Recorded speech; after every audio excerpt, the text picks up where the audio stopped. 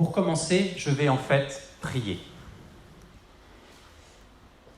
Merci notre Dieu pour ce temps que nous pouvons prendre pour étudier ta parole. Nous sommes à nouveau rentrés avec ce confinement dans une période d'incertitude et nous avons besoin de trouver notre réconfort, notre sécurité en toi. Nous avons besoin de pouvoir placer à nouveau notre confiance en toi comme dans un refuge sûr et solide face aux tempêtes de la vie, face aux incertitudes de notre monde, face à la crainte, à l'angoisse ou à la dépression qui peut nous saisir parfois. Et nous te prions que ce texte que nous allons étudier puisse nous encourager, nous fortifier, nous aider à regarder à tes promesses plutôt qu'aux circonstances que nous traversons. Nous te prions que ce texte puisse encourager certains, puisse relever certains et préparer les autres à affronter les difficultés de la vie en comptant sur toi, en s'appuyant sur toi de toute notre force, de toute notre pensée, de tout notre cœur.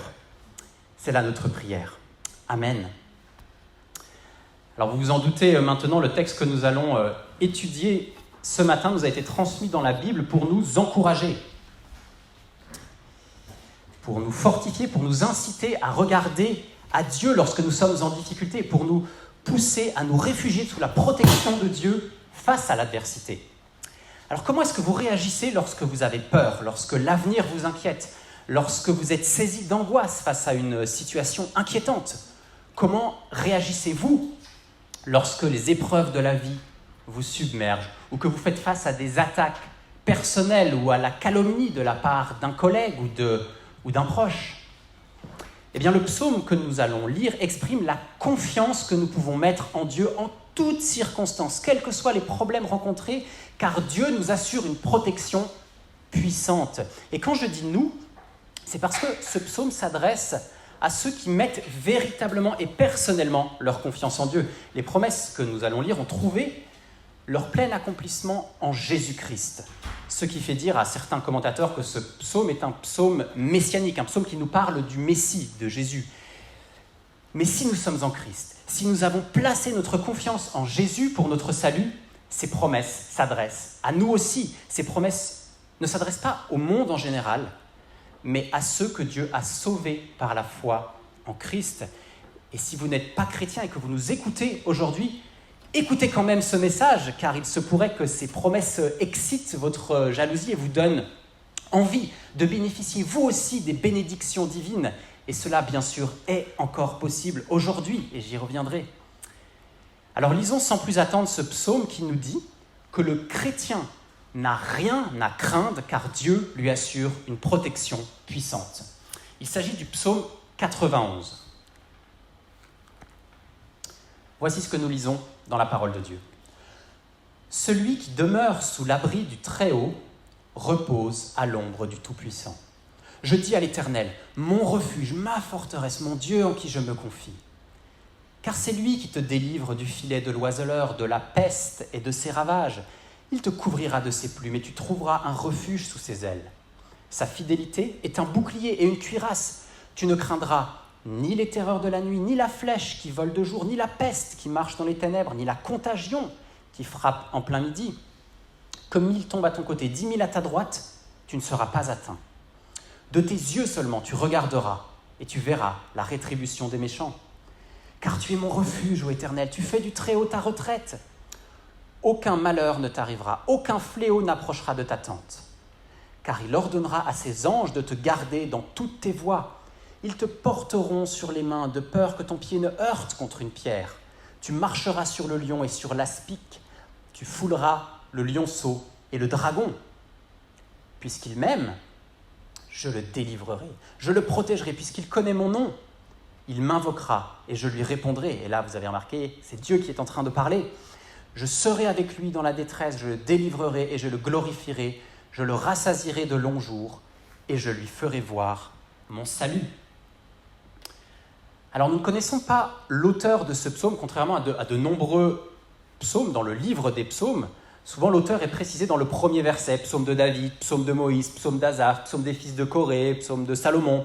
Et nous avons même parfois des indications sur les destinataires et les conditions dans lesquelles le psaume a été rédigé. Par exemple, le psaume 57, verset 1, « Au chef des chantres », le destinataire, « hymne de David », l'auteur, « lorsqu'il se réfugia dans la caverne poursuivi par Saül ». les conditions de rédaction. Eh bien, ce n'est pas le cas du psaume 91. Nous ne connaissons ni l'auteur, ni le destinataire, ni les conditions de sa rédaction. Alors la tradition rabbinique l'attribue à Moïse comme s'il était une suite directe du psaume 90 qui a été écrit par Moïse, mais on pourrait tout aussi bien l'attribuer à David, car il y a vraiment de grandes similitudes entre le contenu du psaume 91 et les psaumes de David. Mais compte tenu de son contenu, on peut au moins dire qu'il s'agit d'un psaume écrit probablement dans un contexte d'adversité, alors que le peuple d'Israël faisait face à une guerre, une grande calamité ou un grand danger. Et le psalmiste veut en premier que son auditoire place sa confiance en Dieu parce que Dieu est un refuge dans la détresse. C'est ce qu'on se voit dans les 6 premiers versets. Au tout début du psaume, le psalmiste prend la parole et commence par nous donner l'idée principale au verset 1. « Celui qui demeure sous l'abri du Très-Haut repose à l'ombre du Tout-Puissant. » Puis il affirme au verset 2 sa confiance personnelle.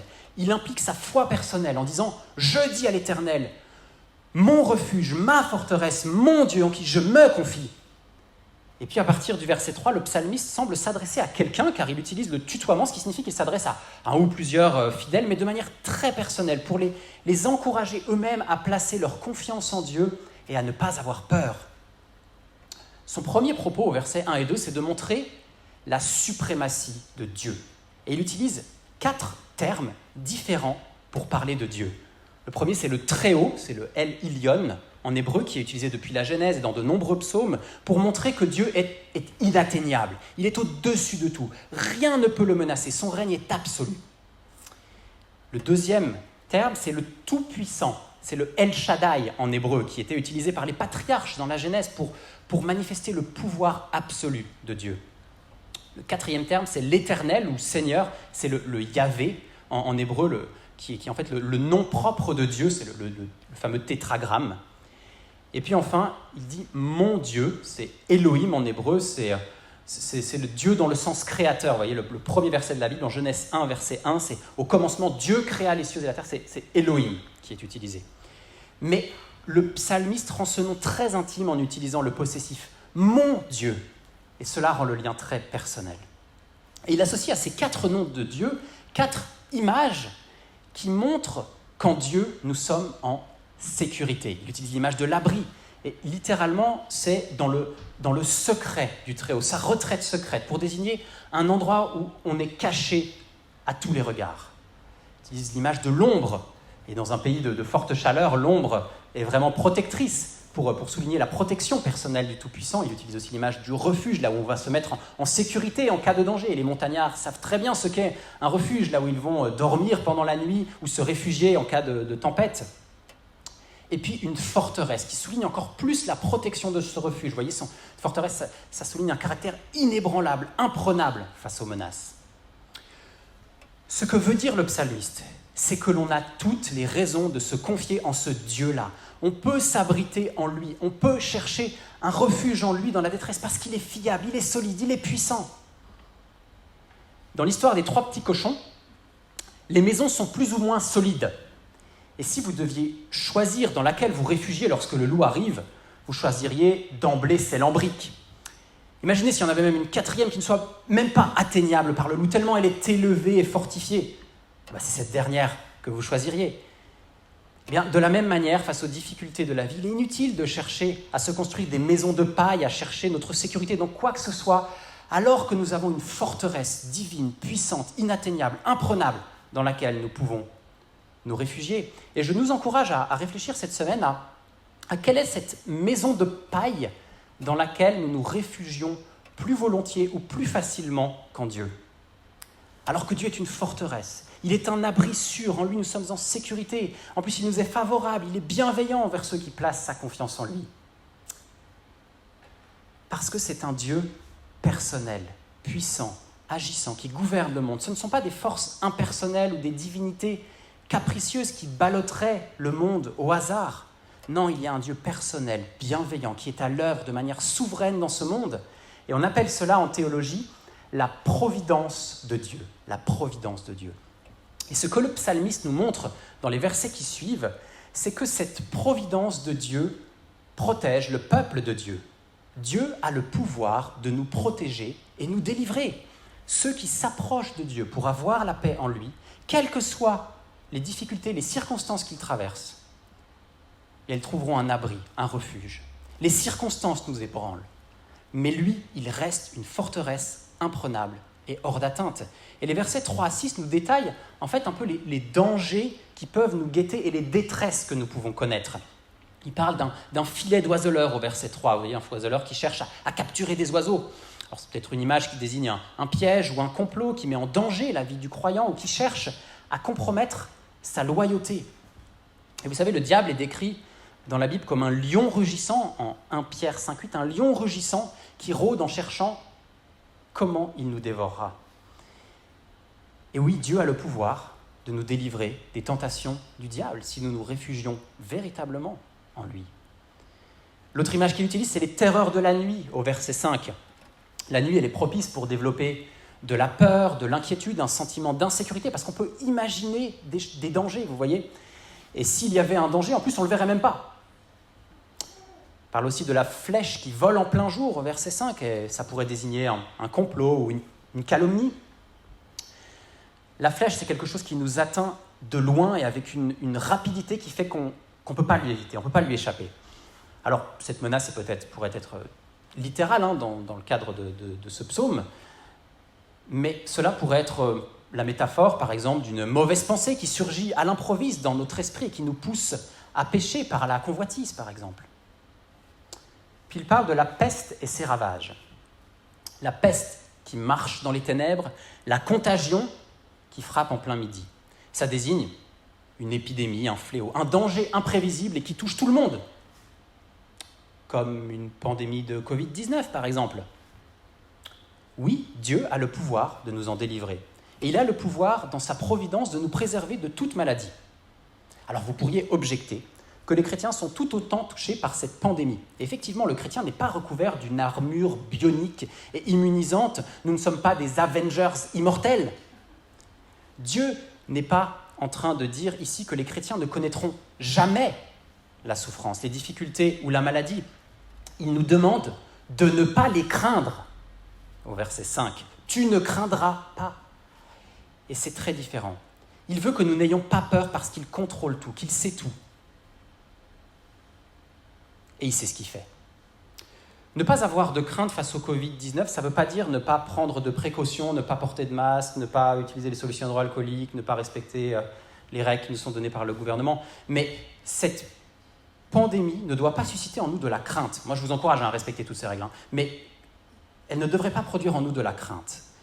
Parce que cette pandémie n'est pas en train de prendre Dieu de court. Dieu est toujours au contrôle de tout, rien ne lui échappe. Et nous pouvons placer notre foi en la providence de Dieu pour être délivrés de toute crainte. Et c'est le sens des 6 premiers versets de ce psaume. Nous pouvons être délivrés de la crainte si nous plaçons véritablement notre confiance en la providence de Dieu, même si on ne comprend pas ce qui se passe à vue humaine. Le psalmiste veut que l'on se réfugie en Dieu face à la détresse parce qu'il nous assure une protection. Et ça ne veut pas dire que les difficultés ne vont pas nous atteindre, mais que face aux difficultés, nous allons placer notre confiance en Dieu. Et regardez comment est décrit Dieu au verset 4. Il est comparé à une maman poule qui prend soin de ses poussins, qui les couvre de ses plumes, qui offre un refuge sous ses ailes. C'est pour ça que le psalmiste est très confiant. Comme David, dans le psaume 57, alors qu'il était poursuivi par Saül qui voulait le tuer, il dit « Aie pitié de moi, ô Dieu, aie pitié de moi, car en toi mon âme cherche un refuge. Je cherche un refuge à l'ombre de tes ailes, jusqu'à ce que les calamités soient passées. Je crie au Dieu très haut, au Dieu qui agit en ma faveur. Il m'enverra du ciel le salut, tandis que mes persécuteurs se répandent. Tandis que mon persécuteur se répand en outrage. Dieu enverra sa bonté et sa fidélité. » Ça, c'était le psaume 57. Sa fidélité, elle est décrite dans le psaume 91 comme un bouclier et une cuirasse au verset 4.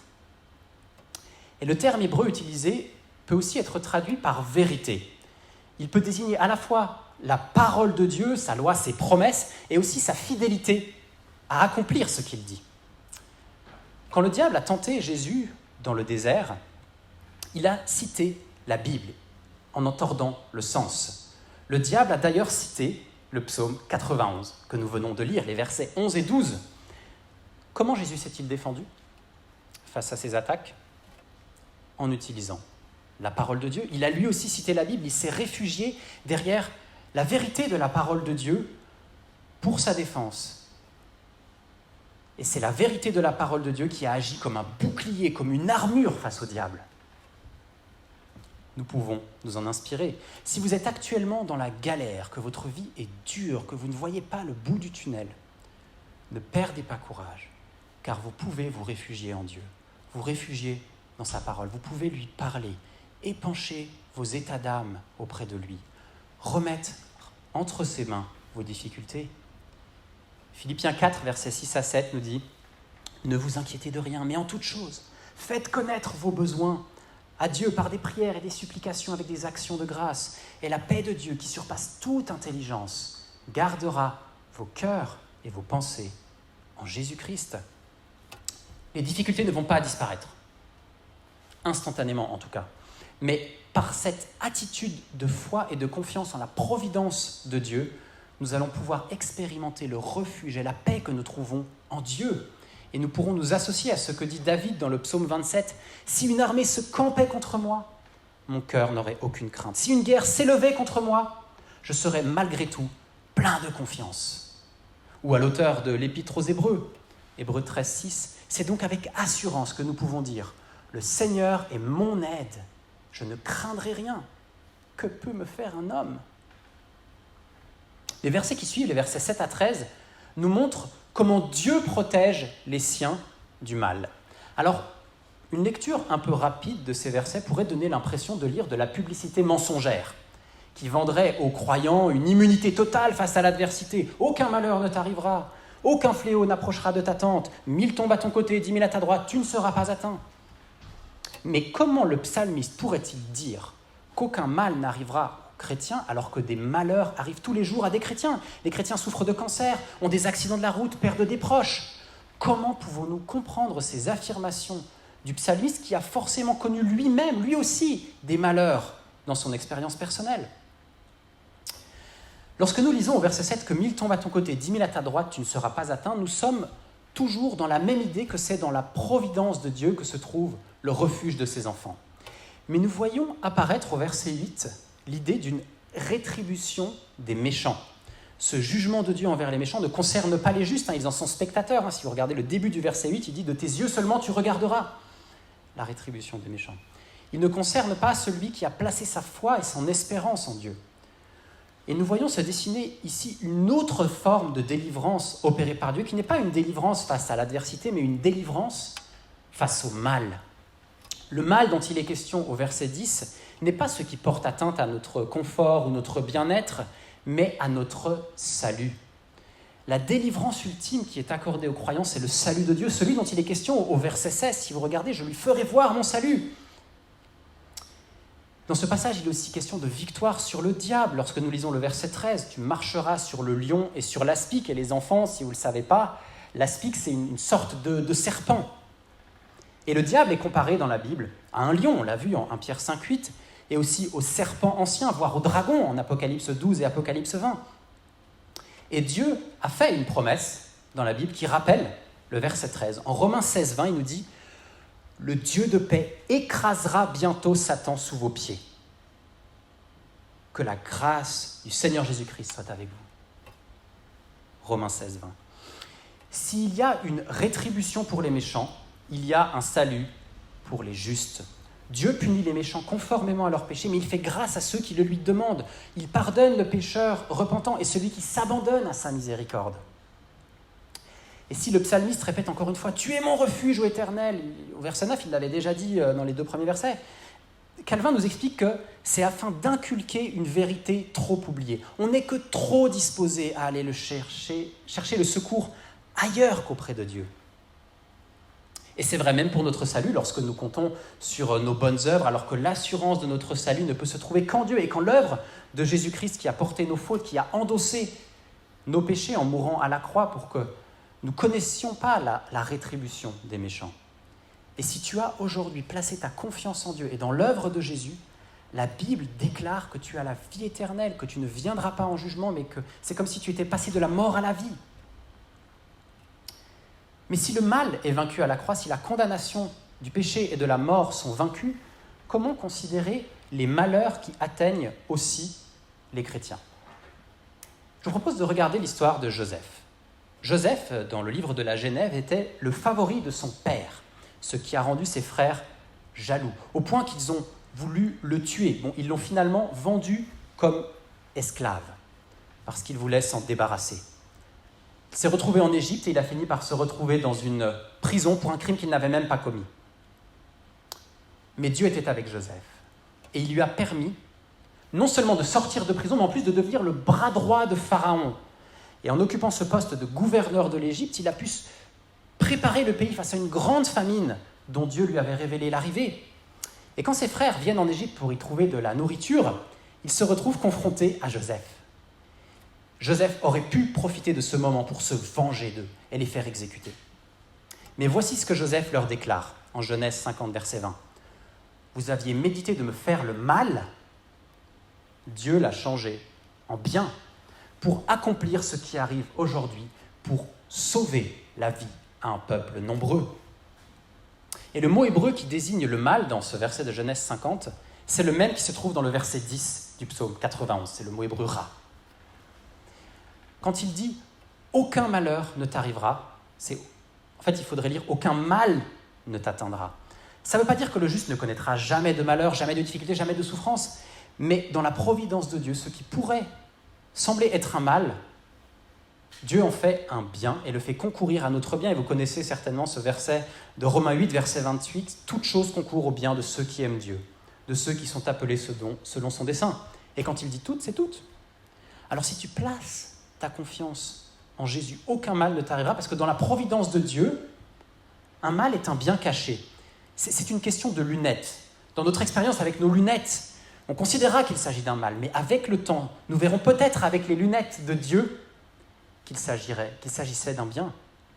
Charles Spurgeon l'a expliqué ainsi. « Il est impossible qu'un mal puisse atteindre l'homme qui est aimé du Seigneur.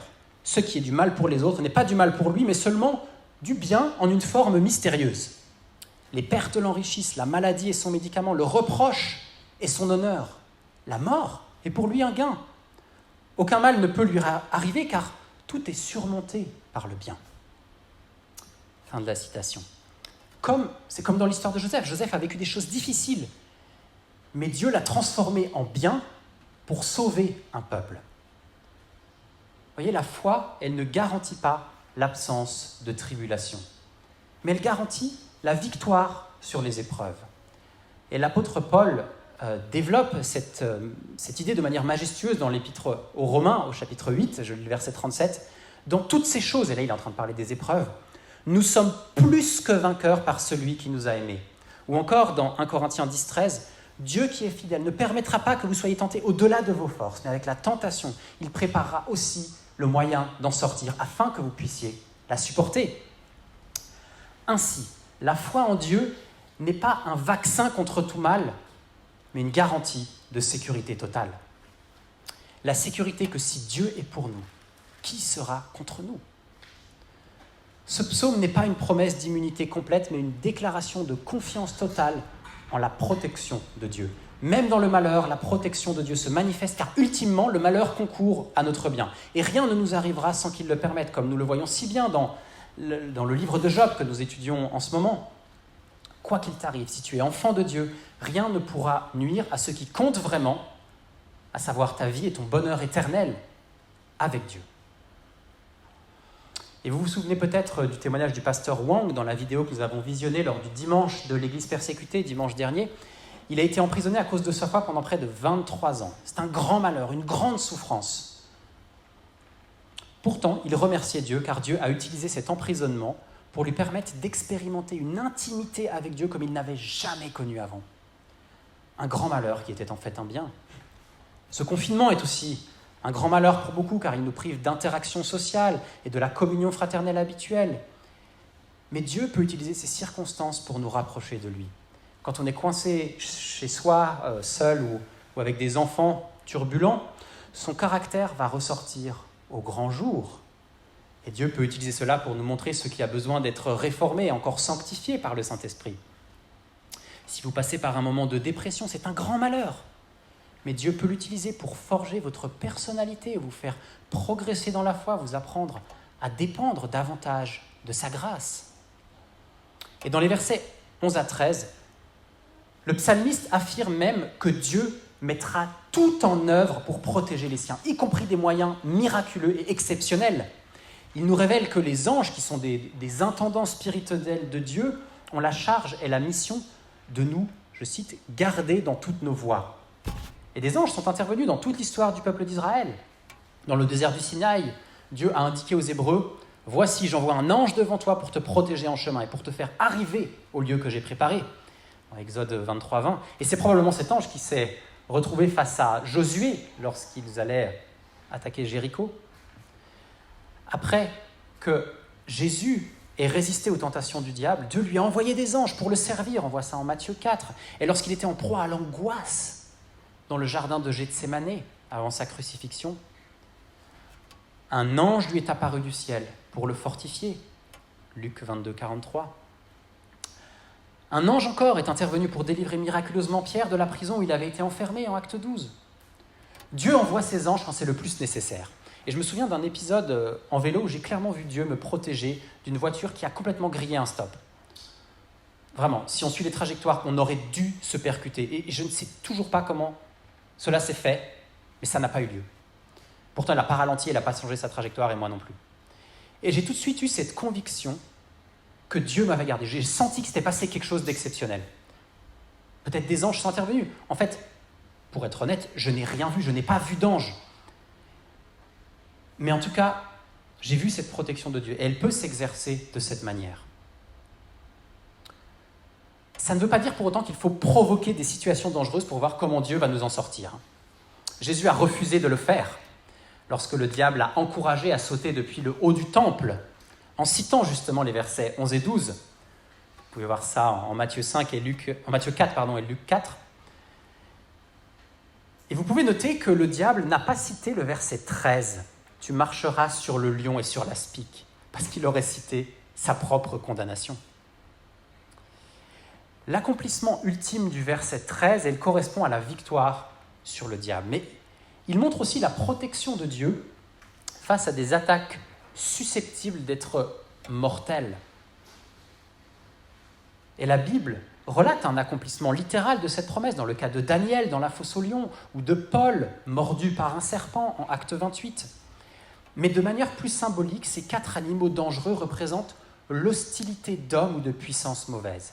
Et cette image du piétinement nous invite à ne pas les craindre, car les serviteurs de Dieu sont déjà associés à la victoire de Dieu sur ses ennemis mortels. Et cela nous amène à notre dernière partie qui nous parle du triomphe final de Dieu. Dieu prend la parole dans ce psaume, à partir du verset 14. Parce qu'il m'aime, je le protégerai, je le délivrerai. Et en fait, c'est pour confirmer ce qui vient d'être affirmé en disant « Oui, celui qui m'aime, celui qui connaît mon nom, celui qui m'invoque, je le protégerai, je le délivrerai. » Dieu promet une délivrance finale. Il évoque les bénédictions qu'il offre à ceux qui lui font confiance. Et cette confiance humaine, elle s'exprime de 3 manières. Regardez. Il dit « Il m'aime ». Cette personne qui fait confiance à Dieu, elle l'aime. C'est quelqu'un qui s'attache à Dieu, qui désire profondément Dieu. Calvin rend très bien la valeur de ce premier verbe, c'est se reposer doucement sur Dieu et jouir de sa grâce. Sa grâce qui précède d'ailleurs notre amour, c'est Dieu qui est le premier à s'engager dans cette relation. Puis il dit « Il connaît mon nom ». Le contenu de la confiance, elle repose sur la connaissance de Dieu. En Jean 17,3, nous lisons « La vie éternelle, c'est qu'ils te connaissent, toi, le seul vrai Dieu, et celui que tu as envoyé, Jésus-Christ. » Puis troisième, il dit « Il m'invoque ». Il m'appelle, ce qui traduit la simplicité de cœur d'une personne qui reconnaît son impuissance et qui cherche son secours auprès de Dieu. À une telle personne, Dieu promet la délivrance. Et cette promesse de délivrance, elle trouve tout son sens dans la personne et l'œuvre de Jésus. Comme je l'ai dit au début, il serait réducteur de dire que ce psaume ne parle que de Jésus. Mais en même temps, c'est à Jésus qu'il s'applique le mieux, car en tant que fils, il connaît parfaitement le Père et il l'aime. Il a obéi au Père en venant sur terre, en prenant la forme d'un simple homme. Il a connu la souffrance, il a connu l'adversité, l'opposition, et il a fini par donner sa vie. Dieu a protégé sa vie jusqu'au moment où il devait la donner. Mais il a finalement offert sa vie en sacrifice sur la croix pour expier nos péchés à notre place, pour subir la condamnation à notre place. Oui, il a connu la mort, mais il en a été délivré par la résurrection. Et la résurrection est véritablement le reflet de ce triomphe de Dieu sur le mal et sur toutes les forces du mal, Satan le premier. Et c'est un triomphe final dont il est question dans ces 3 derniers versets. Il est question de gloire à venir, il est question de jours qui se prolongent, de vie éternelle, de salut éternel. Jésus s'est humilié pour être mieux élevé. Et quand il est écrit « je le protégerai », il est en fait écrit littéralement « je l'élèverai ». Le mot hébreu désigne le fait d'être inaccessiblement haut.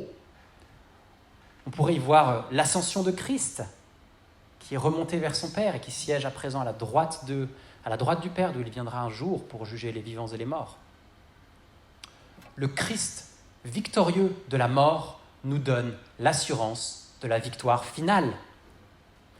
1 Corinthiens 15, versets 21 à 26 nous dit « Puisque la mort est venue par un homme », fait référence à Adam, c'est aussi par un homme qu'est venue la résurrection des morts. Et comme tous meurent en Adam, de même aussi tous revivront en Christ, mais chacun en son rang. Christ comme prémisse, puis ceux qui appartiennent à Christ lors de son avènement, c'est-à-dire lors de son retour.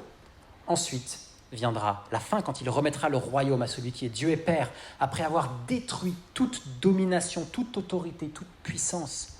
Car il faut qu'il règne jusqu'à ce qu'il ait mis tous les ennemis sous ses pieds. Et le dernier ennemi qui sera détruit, c'est la mort. Dieu promet une victoire, une délivrance finale à tous ceux qui placent leur confiance en lui. Alors si vous traversez des circonstances difficiles actuellement, je ne peux que vous encourager à contempler la victoire de Christ, car elle est votre victoire. Vous êtes associés à cette victoire. Il y aura une délivrance à la fin. Nous sommes dans une période intermédiaire. La victoire de Christ est déjà acquise. Elle est déjà acquise par ce qu'il a accompli à la croix et par la résurrection, mais elle n'est pas encore manifestée dans sa forme définitive, lorsqu'il reviendra définitivement établir son règne et que le diable et ses anges seront mis définitivement hors d'état de nuire. C'est le fameux « déjà, mais pas encore ». Nous sommes comme quelqu'un qui aurait un ticket gagnant du loto, mais qui n'a pas encore les fonds crédités sur son compte. Cette personne, elle a déjà gagné le loto, elle est déjà vainqueur, mais elle n'a pas encore tous les bénéfices de la victoire. En Christ, nous sommes déjà victorieux, mais il y a encore des luttes et des malheurs avant la victoire finale.